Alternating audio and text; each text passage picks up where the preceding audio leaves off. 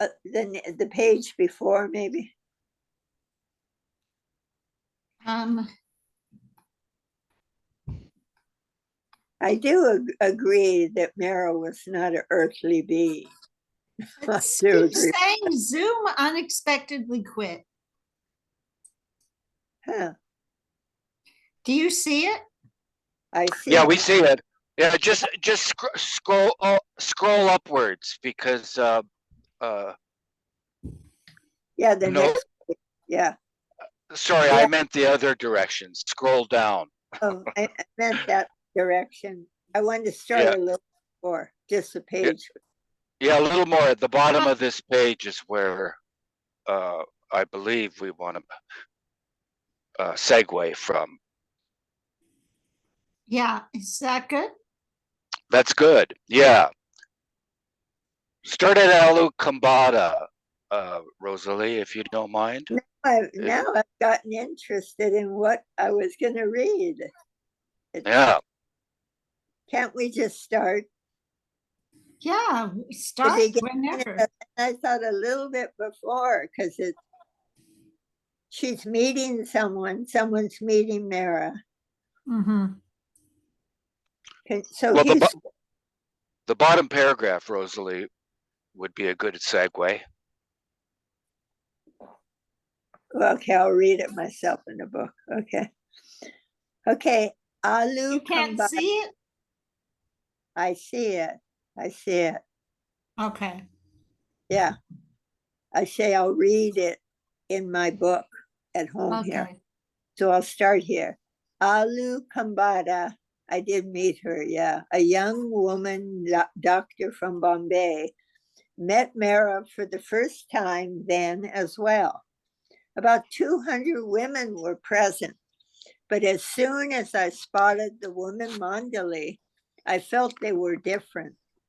I didn't know then that they were the Mandali. I had heard many things about Mara from Arnavaz, but I had never seen her. She didn't seem at all conscious of her surroundings. Her eyes were always lowered. She was not an earthly being. I guess this is Alu Kambata speaking. This Mhm. is how I felt. Mara's eyes were always wet with tears, tears of happiness all the time. I could feel that her love was so deep for Baba, she did not say a word. She was either looking down or at Baba all the time, unaware of her surroundings. There were no formal introductions made to Mara. She was always kept aloof. When company came, she talked with them, but at that time her voice was so soft you could barely hear what she said.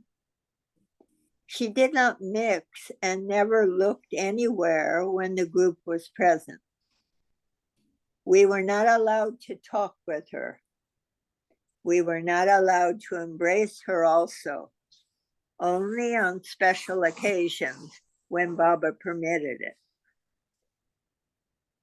I felt she was something great.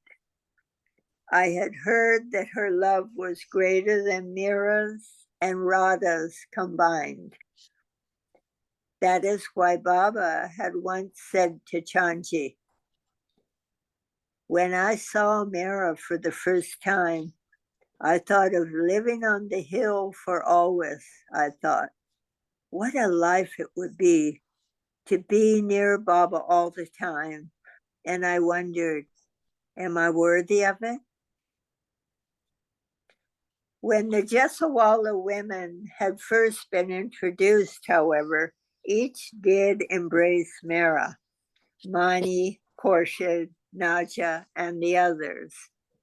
They had brought a large trunk with their things and some gifts. Baba came to their room and asked, have you brought anything special for Mara? They had not realized Mara's importance previously, so they had brought gifts only for Baba, 6 coats and some boxer shorts, and 2 saris, one for Baba's sister, Mani, and one for his cousin, Naja. Embarrassed, Gaimai explained their predicament, saying, Baba, we never knew who Mara was. All right, Baba said, show me the saris you have brought. They showed him the contents of the entire trunk, and Baba chose the best sari for Mara. Baba instructed, when I call everyone, say this one is for Mara. Gaimai agreed, but asked, why don't you give it to Mara with your own hands? Baba said it should come from them. Meheru Jesawala was thin like Mara and told her mother, my new blouse will fit Mara. So they gave that also, as she had not yet worn it. The next day in Mara's room, the unpacking was done.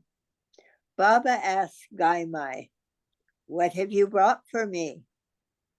Baba tried on all 6 of the coats, which had been stitched by their family tailor, and remarked to Mara, look how well these fit me.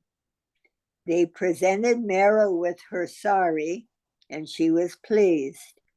On another occasion, Baba told the Jesawalas, you know who Mara is? She is my Radha. Do you know who Radha was? He asked Gaimai specifically, have you explained to the children who Radha was? They had read stories about Krishna, so they knew. One day when Baba was eating with the visitors, he took Manu Jesawala's hand and seated her next to Naja, saying, you two should be together. Baba took her sister, Meheru's hand, and placed her on a bench between Mera and Khorshid. Manu was wondering silently why Baba had placed her next to Naja, and was startled when Baba commented, you will find out the reason I have placed you there. When the family joined the ashram later on, Baba's words became clear. Manu worked in the kitchen under Naja. Since Manu enjoyed cooking and hated sewing, her sister told Baba she did not like to cook. So Baba instructed her to help Mera make garlands for him. Mera, along with Khorshid, also taught Meheru Jesawala how to make brooches with Baba's hair and nails, delicate and painstaking work that they enjoyed nonetheless. The actual birthday celebration was held on Sunday, 20th February. Baba wore the garland and embroidered silk robe that the women Mandali had made in Nasik. It's in the museum. It's very beautiful. They had also fashioned anklets and a ring out of gold thread. On his head, Baba wore a new crown designed by Mera, with artificial diamonds and emeralds attached. Mera and Khorshid had worked on it in secret. Behind the curtain, they hung in their room. Mera loved its particular shape. Of all the crowns they made for Baba over the years, this one, she thought, turned out the best. In the crown silk robe, and garland, Baba strolled the upper Mehrabad compound like a king. His ladies in waiting followed closely in attendance. Mehera sat next to Baba in her room while Elizabeth took their photo. Mehera remarked later, "I didn't care for it much." The photo. Baba is not smiling. He is in a serious mood. The Westerners were present, and I too had to be serious. I didn't like my picture anyway. I looked funny, looking down. I had left my hair open. Her locks, her hair, weren't broad enough. I had started losing them. There is a spray of flowers behind Baba, peacock feathers too. And there's a little comment, okay, at the bottom. Another time, Mehera remarked that this photograph was taken soon after they had completed Baba's robe and crown, and not on his birthday in 1938. Okay. Mehera sat next to Baba in her room while Elizabeth took their photo. Oh, wait, I've read that. Okay. Mehera was not pleased with other photos taken on the birthday. In one, Baba is squinting from the sun. In another, Mehera is looking away. Mehera said, "I wish my eyes had been on Baba," she said, always preferring that in any photo taken of her and Baba, she should be looking only at him. And then at the bottom it says, several other photos taken during this time, which Mehera did not much care for, included one in which Baba is leaning against a fence in a long everyday coat that was used frequently in the ashram. If he had been wearing a shorter coat, he would have looked smarter, Mehera said. He noted in another, the sun was so strong that Mehera had put a kerchief over Baba's head, spoiling the photograph, she thought. Mehera also did not like the photo taken outside the West Room, where both she and Baba have their hands on their hips. Mehera said, "I'm not smiling in that picture, and my hair is pulled back too tightly." Oh, wait a minute. Excuse me a second. Can we continue in the car? Yeah, we'll try it. We're going to try to take it to the car. While they were partaking of the birthday feast, several of the devotees sang songs for Baba. Why doesn't Eugene read for a while till I get located in the car? Yes, he could read. Yeah. Thank you. I'll be along if the computer holds out. Yeah. Shireen Mai told Baba in Dari to stop praising one of the singers who did not seem to know when to stop.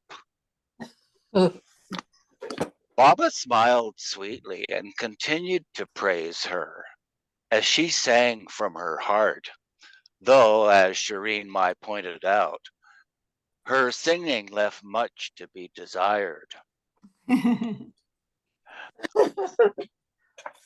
Mani commented, "I've seen this again and again over the years. When something has been given to or done for Baba by anyone with real love, with a wholeness of heart, with a completeness of intent, Baba would make such a big thing of it because that really reaches him. What we see is the surface. Baba doesn't overlook the faults and weaknesses of his lovers. He looks through them. He, see, he sees the heart. He sees the love that was put into a bad poem or an off-key tune. Poetry that seemed terrible on the surface to me, Baba heard from the heart. After the birthday, Kitty wrote to Irene on 1 March 1938. Up here where the girls and the Westerners live, we had 80 guests from far away. They spent 3 nights and 4 days.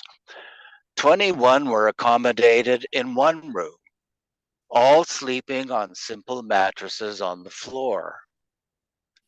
4 extras slept with the Western group, and the rest outdoors on the ground, but with a tin roof over their heads.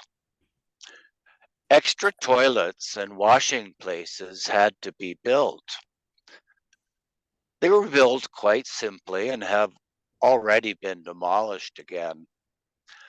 The girls said how much you would have enjoyed being there to help work, make cakes, etc., for all the guests. So that's Kitty saying that to Irene. You always loved it when more were invited for meals at Caldana, didn't you? Nothing was too much trouble for you. From Baba, I wore for the first time on my birthday the beautiful white coat you made me.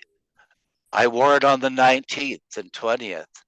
It was so nice and warm in the mornings. At 4 a.m., I got up. Then it is still cold and dark. Don't be afraid to tell me everything. I like you to write as you did. Who should understand if not I? Nadia, Nadine, is a very loving soul and loves me deeply. It is the expression of that deep love which at times gets on some people's nerves. But be kind and loving to her. We are all one, and these little irritations are only surface ones. They cannot affect the love we have for each other deep down. Carry on with all your activities. Keep well. Be happy and gay. I am in your home with you all, as I was at Cannes. Look, and you will find me there. I am finite and infinite. Move the stone, and there I am. Look within, and there too am I. Take me always with you on your walks with Canute. So Canute was that husky dog, I guess, that Right. Yeah. um, who wasn't very uh, familiar with people or loving with people. Yeah. Or yeah, nature is more silent than people, and you will find it easier to find me in all you see. It's profound. And I will give you the eye to see the beauty that around you lies. All my love, dearest Irene, Baba. So that was $3.99. Here we have, Pictures. yeah, Happy Valley, 1937. Katie and So Rainey and Sunamasi, Mara, Khorshid.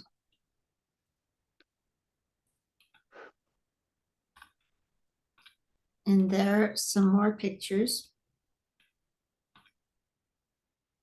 Upper Mehrabad, Shireen Mai, Mani, Rano, Khorshid, Mehra, Baba, Gulmai.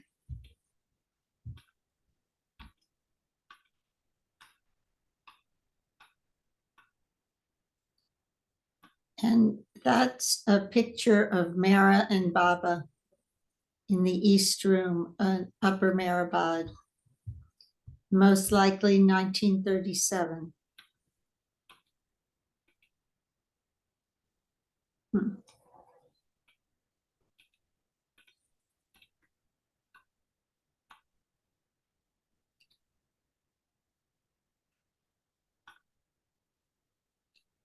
So this is Khorshid,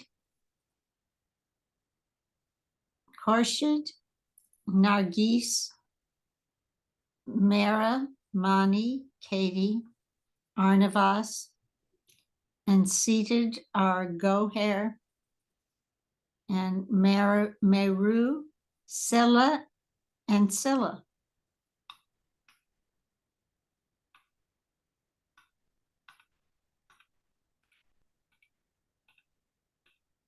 Baba and Mehra at Lingmala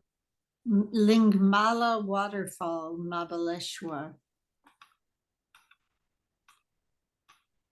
Panchagani holiday. Do you want to continue, Eugene, or should Eva read? Yeah, why don't we nab Eva or is it Rolf also is here? Well, Oh, we got them. I can read next. okay. Panchgani holiday. In Cannes, Meher Baba had told Narina that he wanted to take her on a tour of several Indian cities so that she could see him at work there, as she had in the West. After the group settled in at Upper Meherabad in December 1937, Baba had made good his promise and taken her to Navsari and Nagpur, where his lovers had invited him. In Navsari, Baba gave a darshan program at the home of one of his old lovers, Sorabji Desai, who was quite ill. The old man took Baba's darshan for the last time, and the next day, after the wedding of his niece, he saw Baba in a vision and expired. Also during this visit, another niece, Mani Mansari Desai, destined to become one of Baba's close circle, asked Narina to tell Baba to call her soon. She was ready to join him for good. Upon their return, Baba began making plans with Pendu for new constructions at Upper Meherabad, his future tomb, meditation cells, a second story on the water tank building to accommodate the Westerners, and a maternity home. He also sent one of the Mandali to lease a bungalow in Panchgani near Tiger Valley for himself and the women's group to occupy when the intense summer heat at Meherabad began to be felt. According to Pendu, Baba would have preferred for the Westerners to go back after the birthday celebration, as Pendu probably would have too, but no such luck. Narina longed to stay, and Baba had agreed, since he needed her and the others for his work. In the meantime, the world was continuing on its destiny towards war. Hitler invaded Austria, and while he was making a triumphal entry into Vienna, Baba and the women Mandali left on 14 March 1938 for the hill station of Panchgani. The women were accommodated in a bungalow called Dikusha, Heart's Happiness, while Baba, the men Mandali, and Mohammed used a small cottage in the same compound. Baba took the women to see his room one day. He was staying in a storeroom next to the kitchen and worked with, scroll down please, and worked with, let's see, I lost my place here. Oh, worked with Mohammed in a small attached room. Baba spent a few hours a day in seclusion and sometimes gave darshan to outsiders. While in Panchgani, Norina and Elizabeth suggested that Baba open a universal spiritual center to spread his messages to other centers throughout the world. But Baba said he was against setting up an organization. He built structures only to demolish them, he stated. And Do you want to keep reading, or is the growling dog interfering? he might be interfering, and so someone else can take over. Who else would like to read? Do we still have Jonathan here? Make him read, Tina. And I don't know if he's here. I said, Jonathan, would you like to read?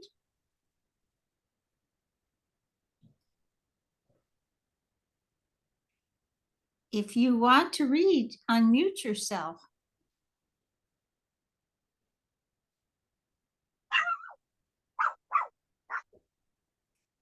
Okay.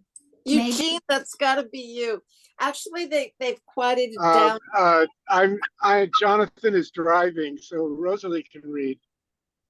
Oh, okay.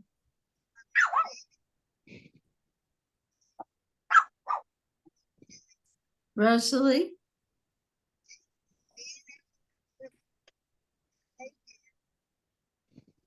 We can't hear you.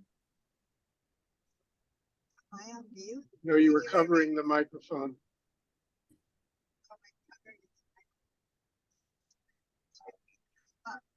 I don't think this is working, Yeah, Rosalie. you shouldn't. Somebody else. All right. Narina and Elizabeth said later that there were other Western women who would like to come and stay with Baba, and the center would be for them. To this idea, Baba was receptive, but thought that someplace other than Meherabad, because of the climate, might be more suitable.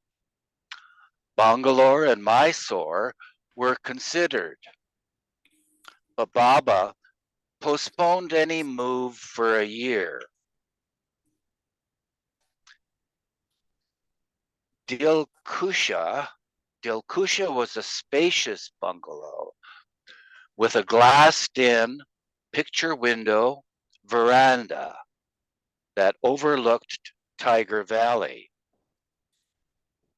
Much of his time at Dilkusha, Baba spent in Mehera and Mani's room, where Mehera cooked for him in a makeshift kitchen near a window.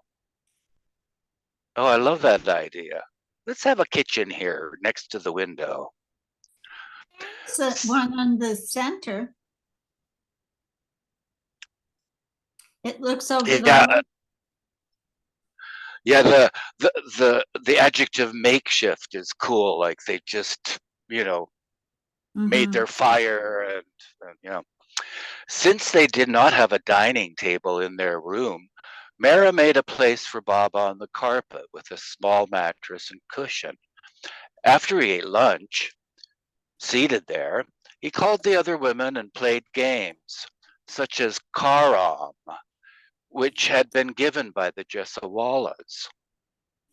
A number of times, Baba took them to nearby Mahabaleshwar for picnics, where it was more forested and cooler. They left in the morning, took walks, and returned to Panchgani in the late afternoon.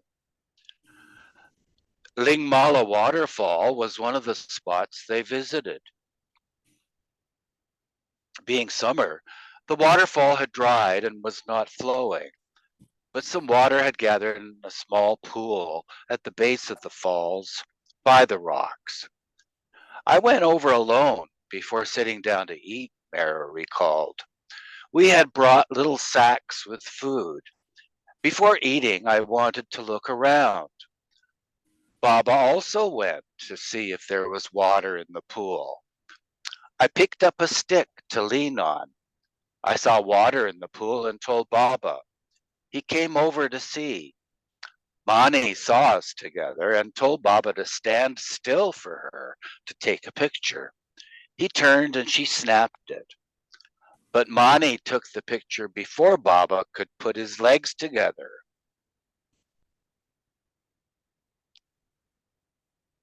I don't know why I was wearing a sari that time, as usually when I went for a walk, I would wear slacks.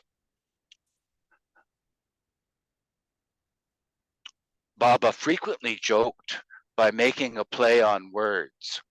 He once dictated on the board, "Do you know what Panchgani means? 5 fires, since Panch means 5 and Agani means fire." Tina, can you read that sidebar? It's cut off for me. Mani mistakenly thought that this photograph was taken at Happy Valley. Thanks. For Mahabaleshwar, he dictated Maha Bal Ishwar, great power of God. They were all amused by Baba's dictation, as they had never thought of the names in this beautiful way. In his diary for 22 March, Chanji noted, Baba's arrival and stay here in Panchgani with the special group and number of women Westerners in a secluded bungalow, and his moving about with them in closed cars, in parentheses, going to Mahabaleshwar and retiring yesterday in seclusion, have set some idle tongues and gossip mongers loose with undesirable remarks as to his motives.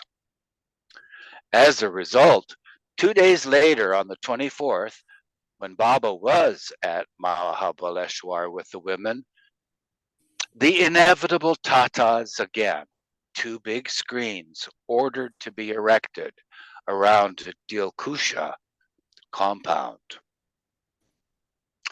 After Mehera's father died, Daulat Mai had purchased a compound in Mahabaleshwar with a large bungalow and 2 small cottages. And Mehera had spent several childhood vacations there, knowing that the area was familiar to her. On this first of many visits to Mahabaleshwar with the women, Baba asked Mehera where they could find a quiet place for a picnic, and she suggested Wilson Point. But when they got there, it turned out to be too sunny. They had to go somewhere else. And it took a long time to find a shady spot that was not on a slope. "Where have you brought us?" Baba asked impatiently. "We were so hungry," Mehera recalled. "By that time, we just put up with whatever we could find. But after eating, we went back to see Wilson Point properly." Baba was most particular about them wearing hats on their outings in Mahabaleshwar. "You think because it's cool here and there are many trees that you won't get sunstroke. But here the elevation is more, so the risk is greater. So be sure to cover your head when you go out in the sun." So it's not only mad dogs and Englishmen that go out in the noonday sun, I see. Iranis do it sometimes too.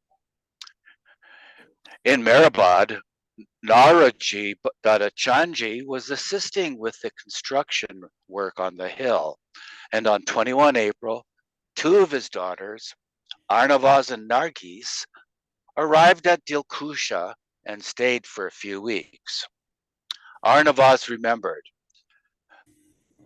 there was such an intimacy between Baba and us all, in the sense that Baba was in a very good mood. He was so radiant. He used to play games, cards and charades with us. He used to eat with us. He used to sit with us every evening outside in the garden. These were such beautiful moments that we spent with him.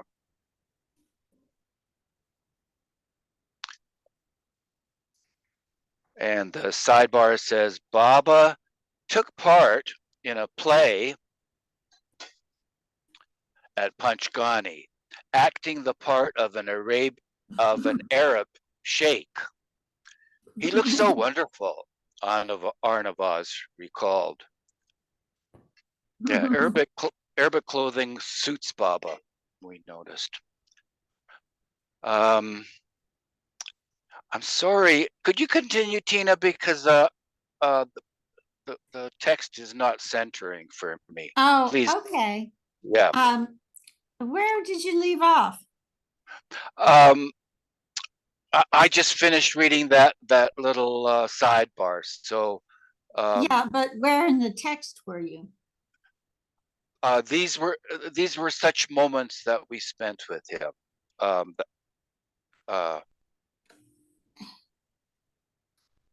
I'm trying to find that.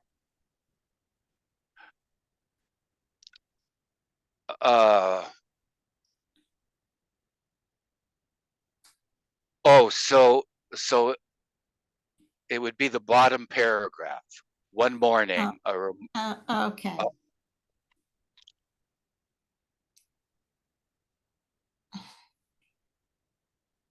I still don't see it. I'm sorry. Oh, one morning, a memorable incident occurred when Arnavas was standing on the veranda overlooking Tiger Valley. She was enjoying the scenery of the mountains beyond the valley when Baba came behind her and put his hands over her eyes, playing a game of guess who. She touched his hands and knew it was him. Such incidents would take place. Baba was so close to us. While going from room to room, whenever he passed, he would embrace us. And when we were just standing there, he would come and embrace us all the time. Every day he embraced us in the morning and before retiring. But about some things, Baba was still quite strict. Though it was summer, it was chilly in the evenings when they sat in the garden. Baba told Arnavas to put on her coat. She was wearing a long sleeve silk blouse and was not feeling cold at the time. She stayed where she was. After a few minutes, Baba pointed to Arnavas and said, "Why aren't you wearing a coat?" I have on a long sleeve blouse, she explained. He nodded and said, "But I told you to wear a coat." Arnavas was quiet. After a half a minute, Baba repeated, "I told you to wear a coat. Why didn't you listen to me?" He repeated the question 3 or 4 times. "You must always do what I tell you.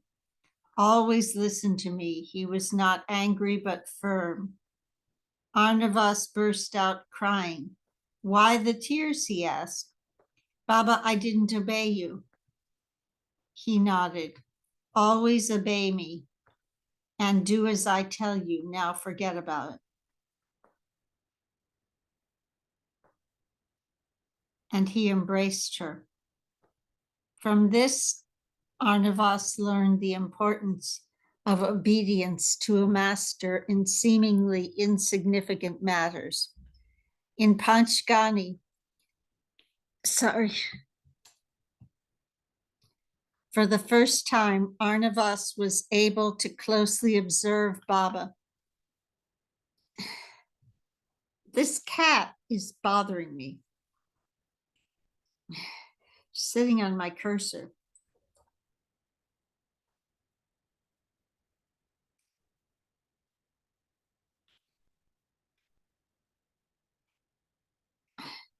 I can't, okay. In Panchgani, Arnavas was able to closely observe Baba and Mehera together and related. Baba would make Mehera sit by his side, near him. Sometimes she sat on the ground, at other times in a chair by his side. If Baba was sitting on a sofa, upholstered chair, sometimes he asked Mehera to sit on its arm. Baba was very strict with her in those days. She would be a bit distant with visitors because her whole focus was only on Baba. To think of Baba, to look at Baba all the time, to do everything for Baba. Now I'm having trouble with the cursor. Okay. In Panchgani, Naja was still, in Panchgani, Mehera was with Baba all the time, looking at him, engrossed in him, thinking of him. She was very quiet and wouldn't do much. During the day, she would quietly be doing something in her room. Nadia was still unwell. She constantly felt faint, shaky, and had no energy. Kitty was in charge of the cooking and household affairs at Dilkusha. Once someone wanted the whole wheat bread instead of their usual fare. Kitty reasoned that bread is bread, so why not? When Baba saw it, however, he was upset and said no. Anything out of the ordinary had to be approved by him. According to Rano, Kitty was extremely empathetic, but also gullible. For example, Savak Kotwal's aunt stayed with them for a while in Panchgani during a later visit, and pretended to be ill. When someone was nearby, she acted infirmly. Kitty always helped the poor woman upstairs, although Rano tried to tell her that her aunt was faking her afflictions. Kitty disagreed and thought Rano was being heartless.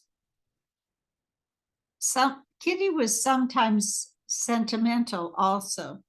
On Easter Sunday, she had decided to go to church, as she had done previously in England.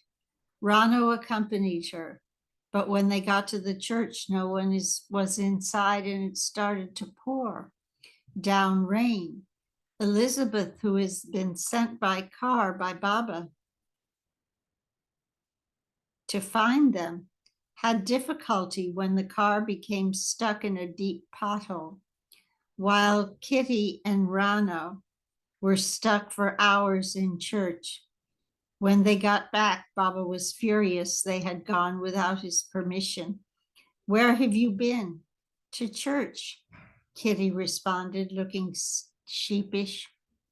Rano added, "I only went because Kitty wanted to go." On this Easter, they had the living Christ with them, but Kitty had not thought of that. "All right," Baba said. "From now on, go to church every Sunday." Kitty cried and asked Baba's forgiveness. and in the end, they did not have to go. Another day, Baba observed to Norina and Elizabeth that churches were no longer spiritual, but had turned into centers of business for their caretakers. According to Baba, natural calamities were the result of besmearing God's name. In reference to possible locations for the Universal Center, he also indicated that even the Himalayas, once so spiritual and the abode of saints, were now no more than masses of stone. Could someone else take over? I can take over. The dogs are quieted. Okay. While they were in Panchgani, a natural calamity frightened Elizabeth's dog, Kippy. Norina and Elizabeth had business in Bombay, so Rano was just deputed to look after Kippy. That night, there was a terrific thunderstorm. Rano put Kippy on Elizabeth's bed and surrounded her with Elizabeth's clothes, but the dog was still afraid. Rano then took her to her room, put her on her bed, and slept the night with her. Kippy was so sweet that even Norina, who did not like dogs, allowed her to sleep on her bed. Unlike her dog, Elizabeth was courageous. Under Baba's direction, she spent a night in seclusion in Baba's cave in Tiger Valley, where she had many unusual experiences. Baba was testing the mettle of his Western women disciples. He sometimes snapped at Rano, "Don't argue." She replied that she was not arguing. She was explaining. Let's see. Okay. She was explaining. But this response upset Baba further. Finally, Rano said, "There is no use in my staying with you, since you are always displeased with me." Baba told her, "I won't let you go, and will never let you go." And he never did. Before journeying to France, when Baba asked Rano how she liked being at Meherabad, she had replied, "It's lovely, Baba, but not for me." Baba just smiled. As it turned out, Rano was the only Western woman to live with the women Mandali in India for the rest of her life. Although Kitty was kept busy in the kitchen, Baba also had her continue her correspondence with Irene. He wanted Irene to come to India and ask the others whether they thought she would come, since she was so young. "Oh, Baba, she will fly to you," Nani exclaimed. Baba told Kitty to write, asking Irene to join them. Tempt her by describing how lovely it is in Panchgani. Kitty wrote, but since Irene lived in Switzerland and was already surrounded by some of the most breathtaking scenery in the world, it was not for the mountains that she came to India later on, but for the beloved. Below is a selection of some of Kitty's letters. 28 April 1938.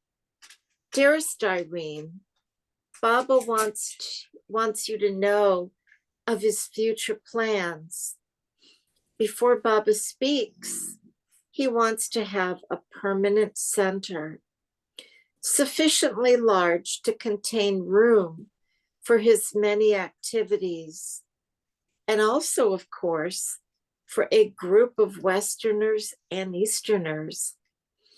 Of those he has asked to come from the West, you are one of them, and these are the conditions.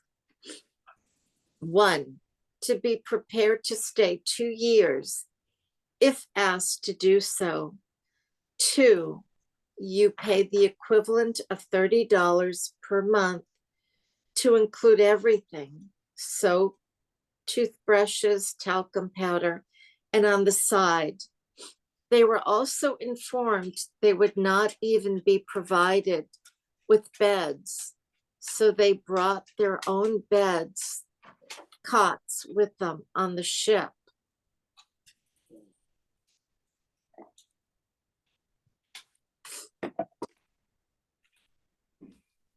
Three, to pay the passage both ways. That is the last condition you may hear of a child or baby returning to India. Excuse me for a sec. I have to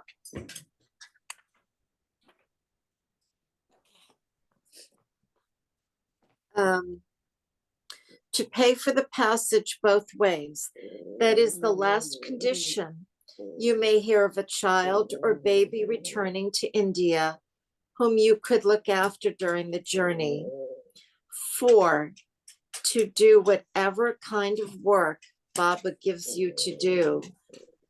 The exact place for the new center has not been chosen, but probably Mysore. 27 April. In the meantime, will you do one thing for the girls? Do you remember that light-colored wool we got at the shop opposite the post office in Cannes for Baba's socks? Well, we are short of wool to finish the heel and toe. I enclosed the pattern. Could you think of some way of getting me a skein to finish it? But send it in an envelope, flat, not in a pouch, as duty is so heavy here. I thought you would like to know how often we play your record, Blue Danube. It is one of Mehera and Baba's favorites. I did write to thank you for the cup you sent for Baba for his birthday. Baba told me to write. 30 April. Baba wants you to come early if you can, because we return to Meherabad at the end of June, and Baba seems to want you as soon as we return. Now for the kind of work. You will not work in the kitchen. This now is my job, but you will probably help in the baby's hospital or clinic that Baba is starting. So Mani suggests, in the meantime, if you could, go round and see your hospitals. It is too late to study midwifery at all. I mean, of course, maternity work, but you know a little about this side already. All are terribly anxious for you to come, because all know you are not afraid of hard work, and as you know, Baba exacts work from all his followers. Now, about clothes. Bring all you have, but cotton dresses will be most useful, especially white. Washing is no difficulty. The servants wash every day for us. Early morning and evenings, you may need maybe a warm sweater, but the rest of the day is very warm. Climate is cooler in Bangalore and Mysore, but for 8 months, we shall be in Meherabad and wear the simplest of clothes all day. Only on Baba's birthday do we wear anything more elaborate or in the evening, so don't buy anything special. Well, I hope it will be possible for you to come, and to come soon. Isn't it wonderful news? Whoever would have thought, let's see, I lost my place again.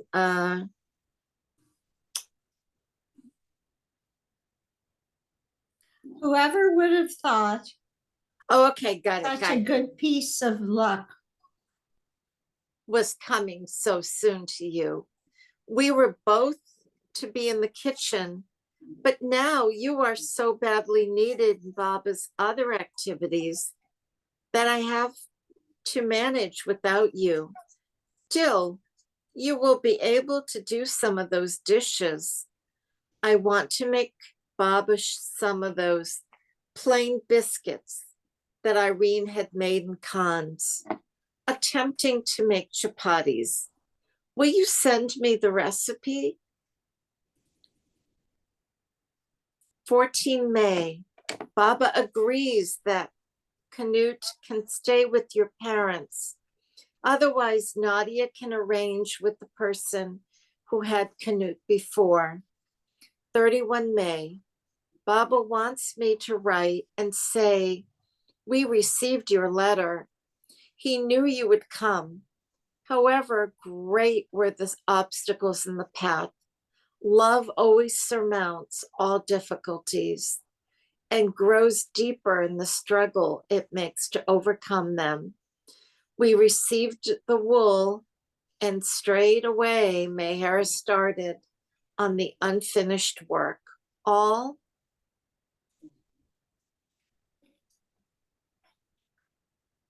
the girls are so happy that you were able to come. Baba spoke of you to us all today and said how rare it was to find someone with so many noble traits in their character. How little did you know that Baba watched you so closely while in Cannes. He was saying it was like going to Cannes to contact you. And one of Baba's oldest disciples once told me years ago that Baba would travel any distance to find the right disciple. Today was the first time since we left Cannes that we again played charades with Baba. How it took us back to Cannes. Do you want me to stop there since it's Yeah, I think so. So that's page, let's see, 411. I'll make a note of that. And I'll see you all next week. Thank you for coming. Thanks for having us. I have to turn off the recording.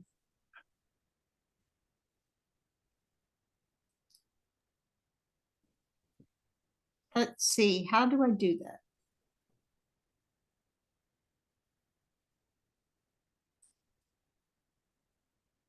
Stop recording.